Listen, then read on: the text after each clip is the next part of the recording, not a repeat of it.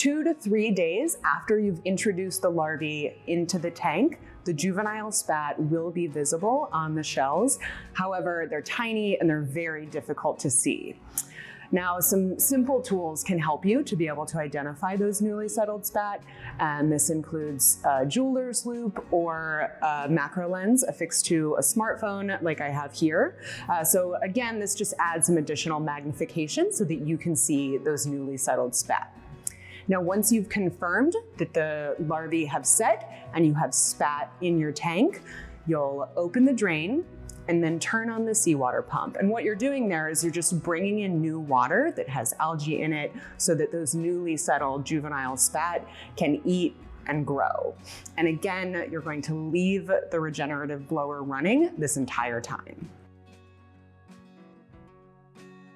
Now, depending on the time of year and the site, the nursery period will vary, but it generally extends between 5 days and 2 weeks.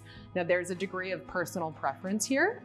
Some setters prefer to let their juvenile spat on shell sit in the tanks and continue to grow in that contained environment for a little bit longer before deploying them to the lease. And some setters would prefer to get those juvenile spat on shell out of the tanks and deployed onto their leases as quickly as possible. So there's a bit of personal preference there, but in general, between 5 and 14 days is a typical nursery period.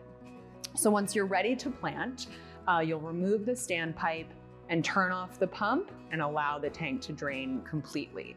You'll remove the spat on shell from the tank and then load them onto the deployment vessel and take them out onto the lease as quickly as possible. And here you're just taking care to not leave those juvenile spat on shell exposed to the really hot sun or elevated temperatures for any prolonged period of time.